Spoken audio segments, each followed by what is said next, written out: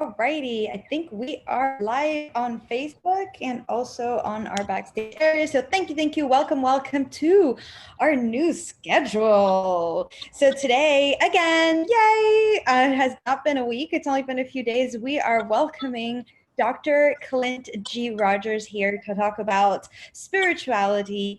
And if you haven't done so yet, because Hack Mankind 2.0 is going to be, it's a question of days now. So head on over www.hackmankind.com so you have access to the change of schedules and also the 2.0 version. So let's jump right into it. Spirituality with Clint. How are you doing, Clint? Yeah, good to see you, Jessica. Namaste from India, everybody. I'm just so glad to be with you. And I'm going to say it's spirituality with Clint and Jessica and Peter and everybody who's come. Very true. It is a Q&A, and we welcome your comments, your questions. Those feed us and really help us to determine what it is that you'd like us to talk about. If you have any questions, concerns, thoughts, or anything you just want to share, really, we would just love to hear you out. So please add on the comments, say that you're here, share, and ask us any of your questions, and we'll be very happy to explore them with you, because I think that's what we do, right? We explore things, not as much answer. Yeah. And Clint, today we're also going to be talking about your book that's coming out real soon. I'm super excited about that too. There's a lot of anticipation, a lot of build up towards it. I'm sure for you more than anyone too, with everything that's been going on and how it's been translated in so many languages. It's super exciting, and I can't wait to hear more about the latest on that, and also how people can find out more about it. And also, just so you know, we've been talking a lot about mindset, right? This week's theme is mindset, and mindset. And today's hack, actually, we named it, the email is called "It's All About Love," but it's self-awareness, really, self-awareness. And today's hack is self-awareness of emotional intelligence. So that's a bunch of things you can pick from that if you'd like to start talking about. What do you think of all that? Wow, that's a lot of stuff. So what you're saying is, when you're saying it's all about love, a big part of the way to love is through self-awareness. Is that what I understood? Well, there's different. We titled today as "It's All About Love," and then we started sharing. So because we have a call with you today, and then right after we have Ashley at 3 p.m. where the art of power, and it's more like spirituality, taking care of self. So that's all about love today. So that's kind of a theme today. And we also talked on different subject. We talked about self-awareness and how the foundation is kind of this foundation of emotional intelligence. So you can pick on both. Let's start with love. Yeah. Well, I love the topic of love. Yeah. And so I've been talking about love so much. You had mentioned because of the book launch, but really I tell people that this is a love story because it was love for my father that pushed me beyond what I thought was logical into a world where I see like healing miracles happen all the time. The reason I'm so touched by that in this moment is because, yeah, this whole global healing miracle experiment that we've talked about a little bit, like it's really taking root, and all around the world, people are having such an experience of love. And without a, I mean, there's no agenda. It's just people loving each other without there's no hidden agenda, basically. It's just, we're spreading this message of love and healing. And so as people are sending me messages, even today, I got so many amazing messages that it's like this is just one example. I don't know if I shared this before, but one woman said she wanted to, most of her life she spent time with animals only because she felt like people were too scary to be with, you know? And she said this experience that's happening right now is the first time she feels like her heart feels safe to come out and play again, you know? I just got a message I got interviewed on a radio show about 8 weeks ago now. And that radio host contacted me and then ended up being a part of this global healing miracle experiment. He just recorded a video and sent me an email.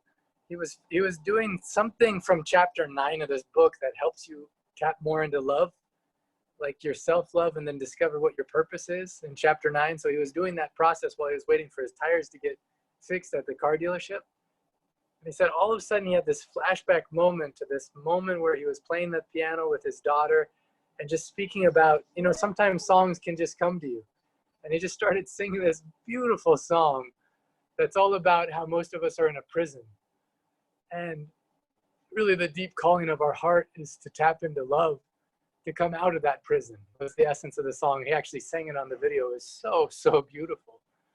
And I'm hearing from people in Italy, from people in Spain, from people I just got the most cool what's up message. So people have been posting, as they're part of the Miracle Dream Team, and they've been posting pictures of themselves with the book as they've been getting it, but just the love that's infused in it and the love that's happening with other people. So the first one posted was from someone in Italy, and then someone from the Netherlands, someone from Spain. And every time this man from Africa, his name is Motapa, he's like, but when are we going to get it in Africa? He's like, he was always celebrating with other people. This is so great, but when are we going to get it? When are we going to get it? And also this Dr. Nohad from Iraq. She was just on our Sunday call. She's like, I'm a scientist and I'm a pharmacist, and I focused my whole life on working with my brain to solve these problems. She's like, but there's some magnetic force in my heart that's drawn me to this. And she's like, I can't tell you what's happening, but my heart's opening up so much. So her and then also this Motapa were always saying, but when do we get it in our country? Just today, like a couple hours before this call, I finally got a picture of Motapa, and he had his iPad and the e-Kindle device, the e-Kindle version of the book was on it, and he was kissing it. Mwah. He's like, you don't know how many years I've waited for this. And it kind of caught me off guard, like how universal love is, the message of love. The very, very opening quote of the whole book says this. It says, I didn't come to teach you, I came to love you, and love will teach you. And isn't that really what we want? We really don't want people to teach us, but we want to be loved. And we want to discover through love what's true for us. And I think really that's why the whole vibration of this book and the movement, vibration of what Hack Mankind is doing, is because I believe Hack Mankind was instituted with love. According to me, from what I understand from those initial conversations with Peter, with Adam, they had this feeling that the world is facing unprecedented situation, and we can create something through Hack Mankind that will serve people in a way that matters. And I just feel like because it came through love, it has this beautiful, beautiful vibration, beautiful energy to it. And I feel that with you too, Jessica. I think whenever you're speaking, whatever you're doing, you're coming from your heart. You're coming from this love. And I think that's why you're in the role you are now, facilitating so many beautiful conversations. You're a bridge between so much wisdom in the hearts of people that need it, and you do it so well. Oh, thank you, Clint. That really touched my heart. And I think love is so powerful. What would you say is love? Yeah, it's such a great question. What is love? And someone asked me the other day, what is miracles? What is a miracle? Actually, we just did a global meditation, not this last Wednesday, but the Wednesday before, that Michael Beckwith was helping facilitate. And he said a miracle is a manifestation of truth that's always there, but it just needed to be revealed to you. I like that definition of miracle. As far as love, yeah, there's even in we're in the topic of spirituality. Like in the Bible, in the original translation, there's all kinds of different words that all those different words were translated into one word, which is love. But in the original, there's different words that meant different types of love. And one of the most, one of them is called agape, which is like this pure brotherly, sisterly, like, I love you and I don't need anything in return. You know, one concept that's in the book that I love that someone just sent me an article they wrote about is a concept called atmiyata, which is a form of love. And this form of love is really powerful, but really difficult for most of us. And it's that I will love and respect you regardless of how you treat me. It's called atmiyata. It's a really challenging one, but so powerful. Very, very powerful. Powerful for the person who does it, and powerful for those more people, more humans that do it, the better I think all humanity is. How about you? What do you feel like love means? Oh, that is a very good question. And just to add before I answer it, one of the things that you mentioned about that, the last one, I will not even attempt to pronounce it. Isn't walking away also maybe loving? When you're saying somebody's not treating me right, like, is the act of just lovingly just saying, we should not be in each other's life, just completely leave and create that ending, isn't that love itself too?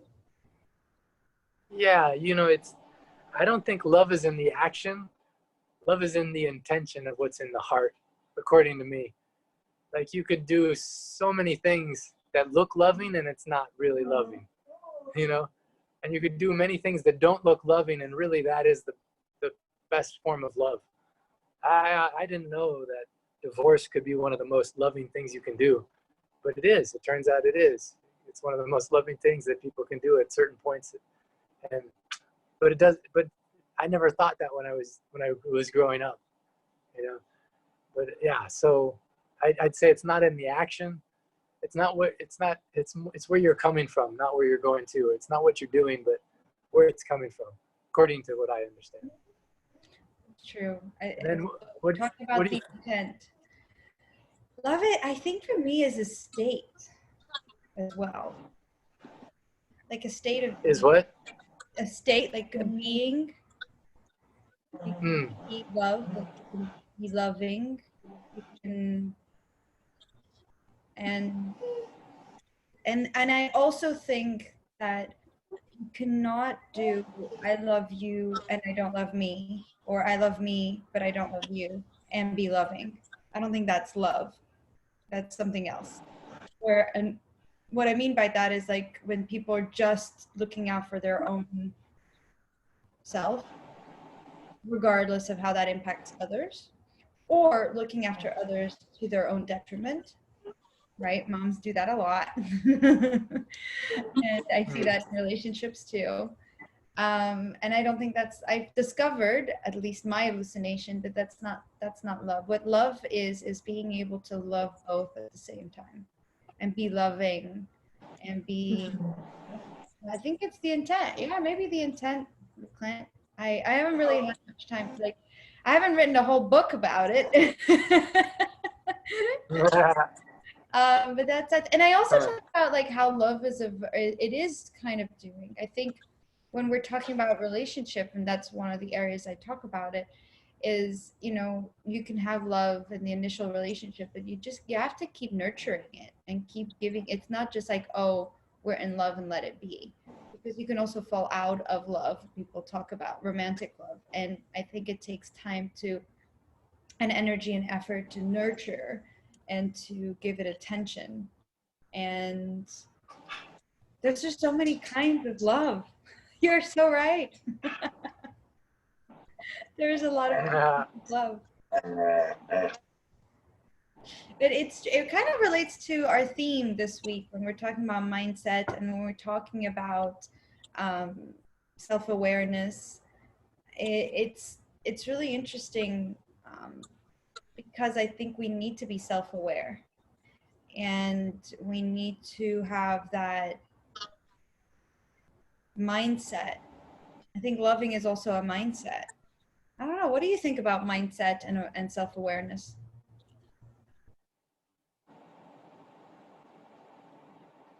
Yeah, great question, Jessica.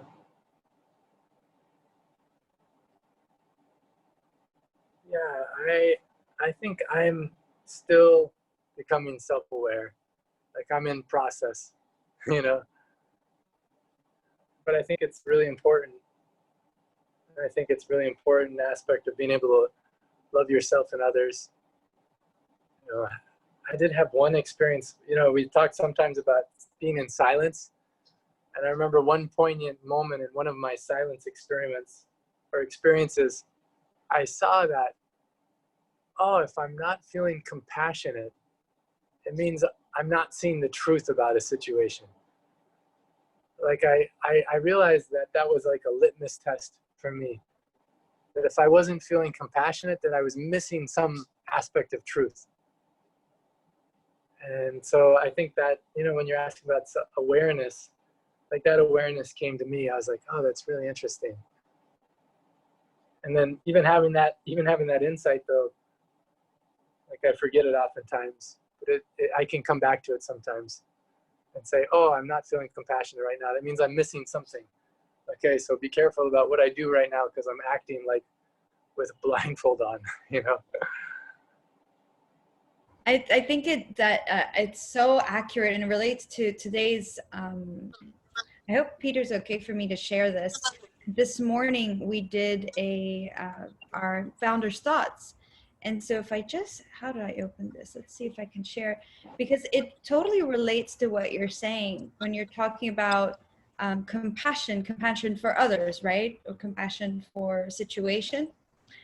And he shared this matrix with us this morning. So let me see if I can share it with everybody on the call. And he talked about, Yeah, or compassion for yourself too. yes. Do you see what I'm seeing, my screen? Yeah, I see it. So he talked about how self-awareness leads to, for us to have social and self-management, social awareness, right? To have the compassion that you're talking about. If you don't have the self-awareness, it's very hard to then have the social awareness. And then he talked about also self-management to then see, like, and decide, right, that you want to be compassionate. Or maybe I'm putting the wrong words, and I'm sorry, Peter, when you're listening to this, if I'm doing this not any justice, I please forgive me. But this is what he talked about, and how this links to our relationships and the quality of our relationships in life. And it could be romantic or friendships, business. And so it really links nicely to what you were saying. And I thought this was powerful. What do you think about this? How self-awareness ties into social and self-management to then enable us to go into having beautiful relationships with ourselves and others. Yeah, it's my first time seeing this. Can you walk me through it one more time? Sure. So I don't know if I'll do it justice, but if you're looking at the top left, can you see I selected something or no? Like there's a little square. Oh, there. Yeah, I know. I see it. So self-awareness is the beginning point. It's like he says, like we were talking about how self-awareness is the first stop. Or it's the foundation of emotional intelligence, right? So right here, where we are looking at self-awareness here is the first step to then have social awareness. So then if you notice, oh, I am not having compassion, then there's something I need to see. I haven't seen the truth, right? That's what you said, something like that. That you didn't see the truth. Yeah. And so it Like I'm connects. missing some aspect of the truth. Yeah, so it connects to our ability to socially be aware or to understand the truth.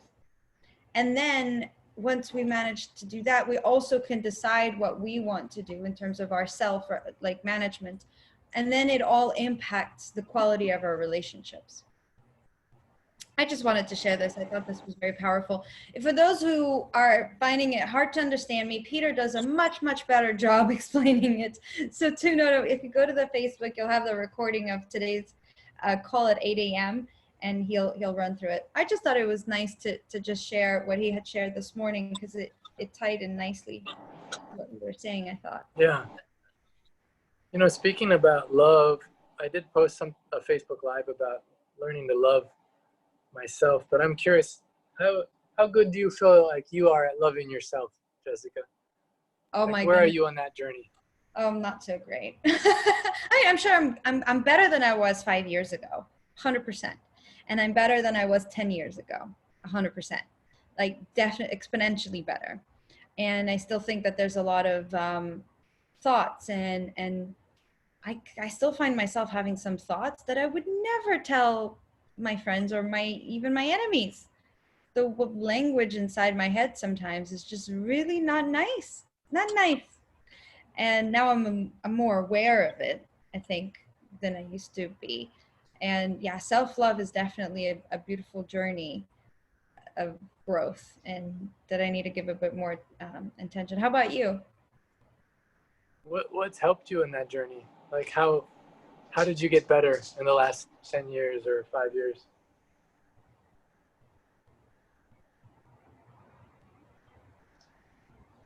That's a very good question. Meditation has always helped. So silence. Doing things like the work of Byron Katie has been very powerful for me. And she, it's about questioning our thoughts. It makes it very easy to go into the judgment side. A lot of it is judgment, self-judgment, judgment of others, which really is judgment of self. And so that's helped me a lot. Um, Life experience as well. I think maturing and growing up every day has been very helpful. And things like Hack Mankind, honestly, being around people, modeling people who are um, better at it than I am. So I would say those are the things for me. Now I'm curious, what are Hmm. how's your journey in that, and what are your hacks? Yeah, you know, I was noticing that so just not even that not that long ago. So we talked on Saturday, right? Yeah, And when did I speak at the advanced medical con? that I was the think I had same already day. spoken It at was the the advanced. afternoon. You were speaking in the afternoon, the whole day, right? Where there was that big event the whole day. Yeah, yeah. So, That oh was yeah, the same yeah. day. So I spoke with you, and then it was shortly after that I actually presented at that event. And you know, it was amazing because lots of times after I speak or present anywhere, I'll be really critical on myself. Like I'll keep thinking about everything. Like after I gave my TEDx talk, I didn't watch it for months because I like couldn't stand to like watch myself and think about like what I could have done better and all this kind of stuff, you know. Even right after, you know, right after Dr. Naram, this master healer that I wrote about, right after he passed away in February, I was one of the speakers at his memorial service. And I got in the car after that. And actually in the car with me was Jack Canfield and Inga Canfield and my friend that was. Oh, I'm not sure if it's on my end, but I think we've lost the connection. Can you hear me, Clint? Oh, oh, I think we lost Clint. I'm sure he'll pop back in. I cannot wait to hear the story. Thank you so much. Thank you, Deanna. Oh, Hello, it's back. hello, Yeah. hello. I don't know what happened. It just said that the internet was came out or something. That's And part you're of the fun of wait, being in. is there a way you can put back to, yes, perfect. Is that better? Much better. Okay, let's see. I just want to turn it if it. There we go. All right. So So you were continuing in the the car. story. Yeah, you then we Isn't it? froze at the point where you're saying you got into the car right after you spoke at the memorial. Yeah, and Jack and Inga Canfield. Jack wrote Chicken Soup for the Soul. He was there, and then we're in the car, and everyone was saying what you said really touched people's hearts. It made them laugh, and you like they were complimenting me, but I couldn't feel it all I could think about was I did 3 things wrong that I wish I would have done better, that would have made it like 10 times more impactful. And so I didn't like feeling that way. So I confessed to them, this is how I'm feeling. I'm beating myself up because I feel like I did not a good job. And Jack says, I'm just telling you right now, stop that. You know, he was like trying to jolt me out of it, but also I couldn't figure out how to get out of it. You know, it was like a difficult maze. And so in that depression, when I went to sleep that night, I was surrounded by people that were filled with love, but I was not feeling love for myself, you know. And I was also grieving, and there were so many things happening. But that morning at 5:30 a.m. is when I woke up, and when this dog shows up in my life. I told you that story already, Jessica, about Milo coming in. But it was after that being hard on myself. So then fast forward to last Sunday, I spoke with you, and then I gave this presentation at this conference, and I remember getting done with it, and it wasn't perfect, but I remember speaking from my heart. And afterwards I was like, wow, my mind is just quiet. You know, I'm not beating myself up. And it made me so happy.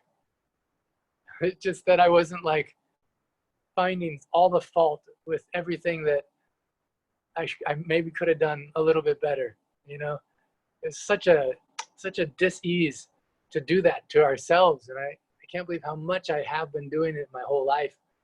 And it was nice to have it just relaxed, where I wasn't like, there was an ego saying, oh, I did an amazing job. I presented right after Dr. Batara and Bruce Lipton, and they had a short break, and then I was presenting. A line up of all these amazing people. You know, it was like kind of surreal actually seeing Bruce Lipton present and see my name behind him on the list of presenters like coming up. Like it was a surreal experience. But even my ego wasn't activated. It was just, I knew I had a message that mattered, and I was going to share it the best of my ability. And so then I felt more love. And then I posted this Facebook Live post. Come here, buddy. She's talking. All right, I'll bring you. See, speaking about love, there should be a special kind of love that's called the love of a dog. You know, there should be a special word for that. There probably is.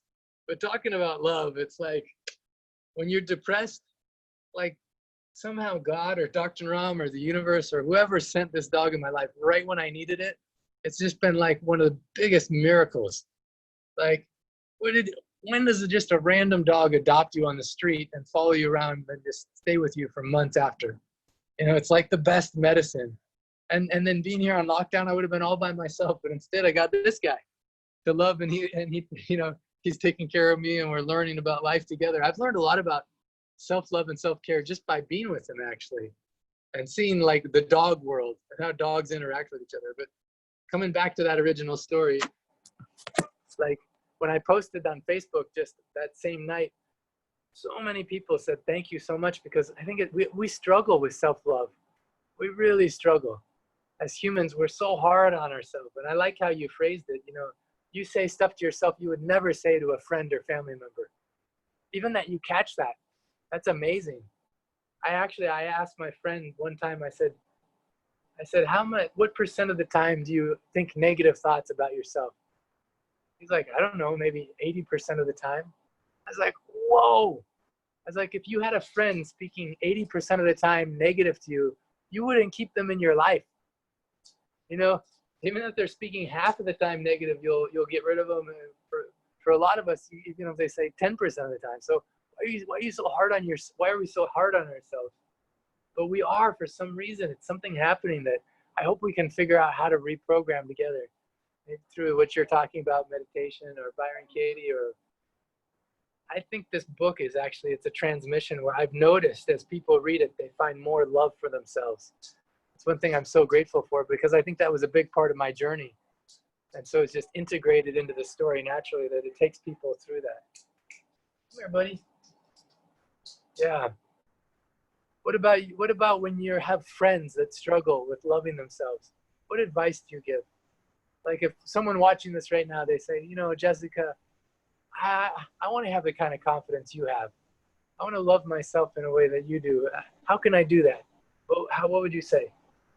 Baby steps. One of the things actually I would love to share, and then I'd love your thoughts on, and is let me see if I can do a whiteboard on here.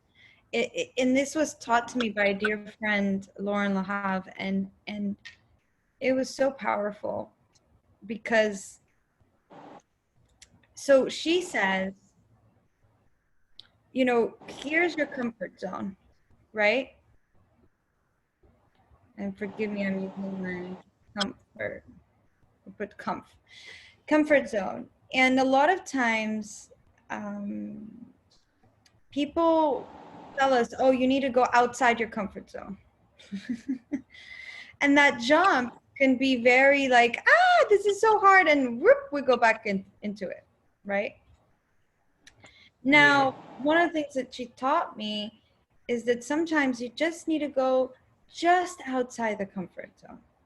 Like, I think I can even draw a circle. You can just go just outside the comfort zone, right? Where you can keep one foot in, one foot out, and you just take a little step and then another little step and then another little step. And so I think that for me, that really, and then another little step. And yeah, maybe it takes longer, but maybe it doesn't. Maybe this is just 4 or 5 days where you took little steps every single day. That's why I also love Hack Mankind, is because, you know, if we watch one video or if you watch, you know, one panelist, depending on, and, but you don't come back, then it's just a tiny little hack. But if being on here every single day, or at least a few times a week, every hack you stack and stack and stack. Look how fast I got to my outside my comfort zone, where before it seemed like a huge jump and it was super hard. Just taking the baby steps, right? And making it easy. One of the things that we also talked about with some of our panelists, and Ed talks about how making working out easy and fun. Like, make things fun, right? Things don't need to be hard. And like, I love how you called what some might call like a workout challenge, right? Where you were talking about how you were working out every single day, and it was a game. You changed the word to game. You can make it a game.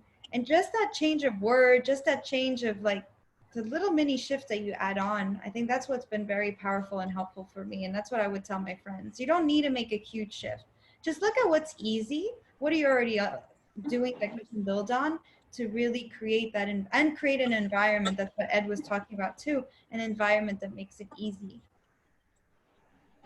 What about you? Like, what did you do? Like, so what was the big shift? Like, you have that shift, you had the awareness, like you knew that that's what was happening, and then you told Jack Canfield about it in the car. And what made the shift that Saturday didn't happen?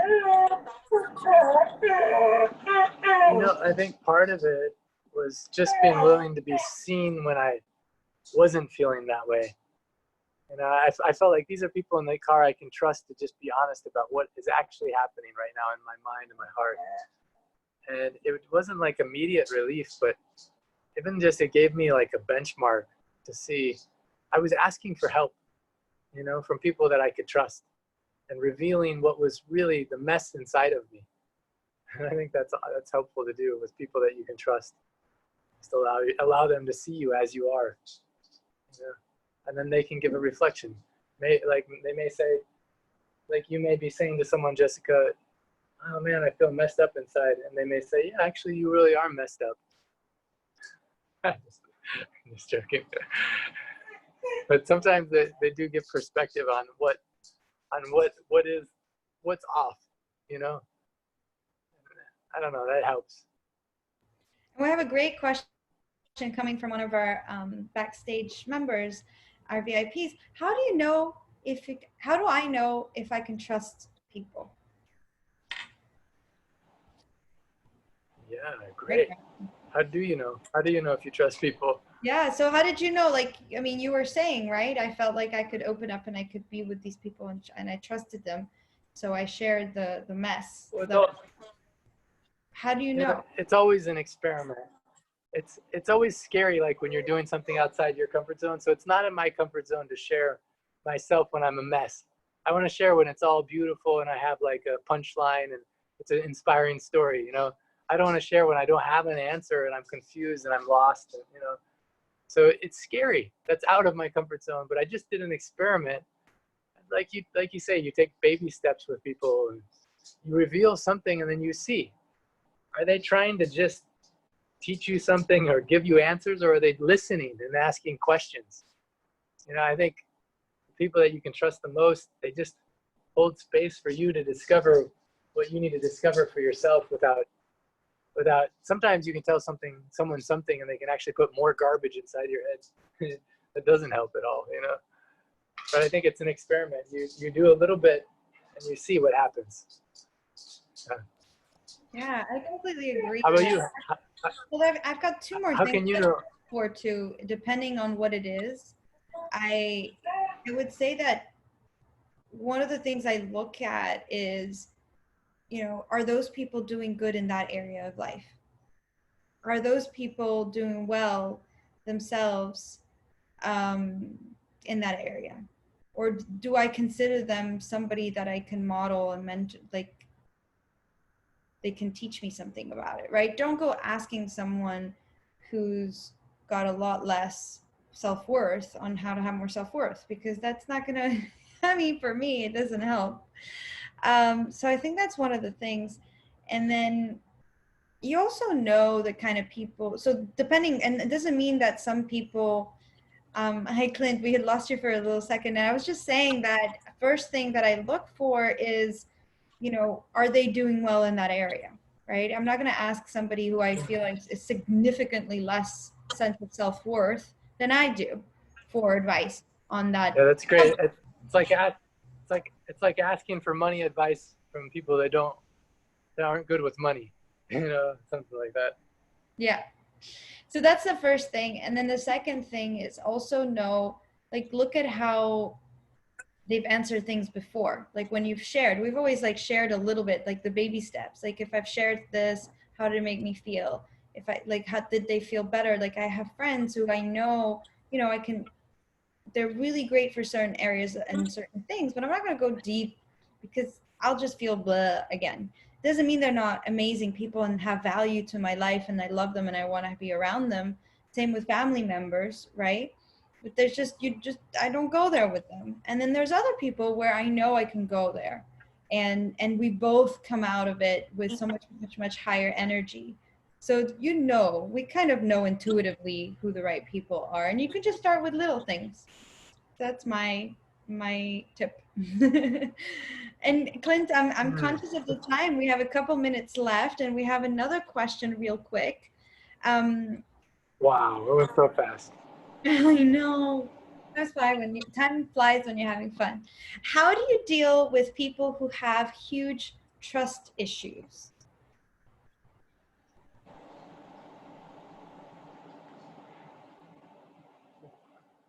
Well, I don't ever deal with people.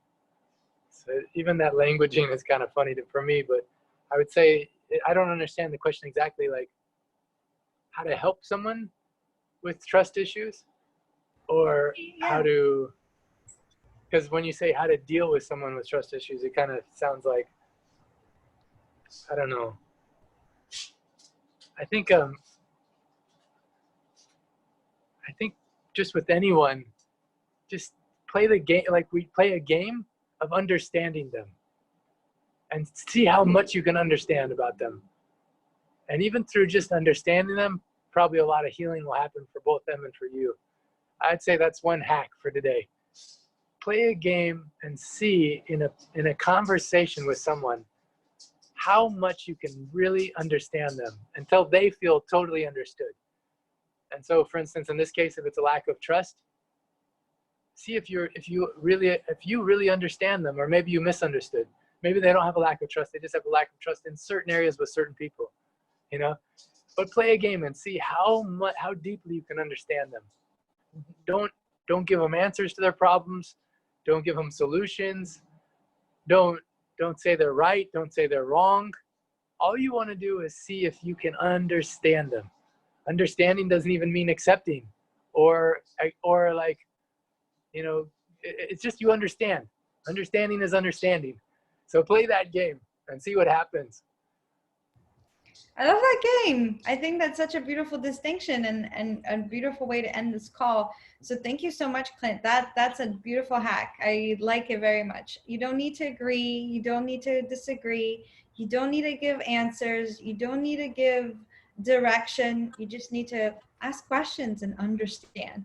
Try to understand. And I think that's beautiful. Thank you so much, Clint. Thank you for tuning in. Thanks for watching this recording. If you're watching the recording, please make sure you head on over to www.hackmankind.com if you haven't done so yet. And I will see you real soon in a couple of 3 hours, actually, at 3 p.m. Eastern Time with Ashley, talking about feminine empowerment, the art of power. Thank you so much for tuning in. Thank you so much, Clint. Namaste. Thanks, Jessica. Namaste. Take care. Bye.